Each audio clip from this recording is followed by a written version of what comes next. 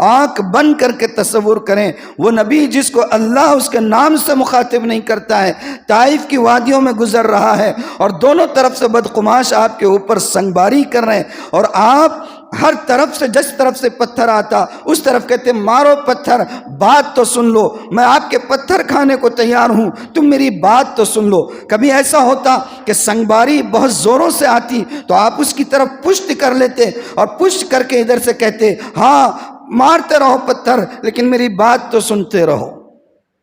اس قدر پتھر برسائے گئے، حضرت زید بن حارثہ ہر مرتبہ آپ کا دفاع کرتے، پورا جسم اطہر، جسم مبارک، فدا ہو ابی و امی و روحی، ہماری جانیں، ہمارے والدین، ہمارے بچے، سب کچھ آپ کے اوپر قربان ہے، آپ پر فدا ہے، آپ پورا کہ پورا آپ کا جسم مبارک لہو لہان ہو گیا۔ ایک وقت ایسا آیا کہ پتھروں کی بارش جاری ہے اور آپ برداشت نہ کر کے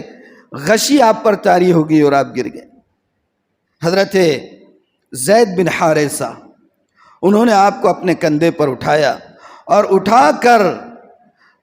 تیزی کے ساتھ دوڑتے رہے یہاں تک کہ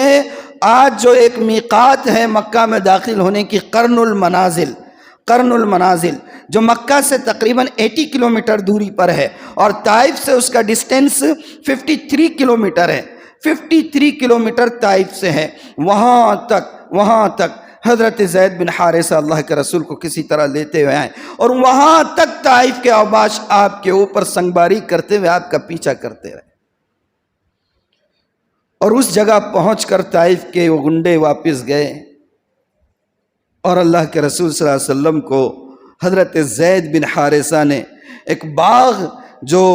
قرن المنازل کے قریب میں تھا، اور عتبہ اور شیبہ جو ربیعہ کے دونوں فرزند تھے، مشرک تھے، کافر تھے، بدر میں مارے گئے، مسلمانوں سے لڑنے آئے تھے، حضرت علی کے وار سے ختم ہوئے تھے،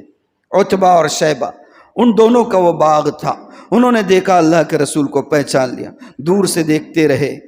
دیکھتے رہے اوباشوں کے پتھر مارے جانے کو اور پھر ان کے واپس جانے کو، اللہ کے رسول کے نڈھال ہونے کو، آپ کے لہو لہان ہونے کو، ہم وطن ہونے کی وجہ سے محبت جوش مارنے لگی، اور ان دونوں نے اپنے غلام سے جو اس باغ کا رکھوالا تھا، عداس جس کا نام تھا، اس سے کہا عداس انگور کی جو بیل ہے اس میں سے خوشہ نکال کر انہیں لے جا کر دے دو،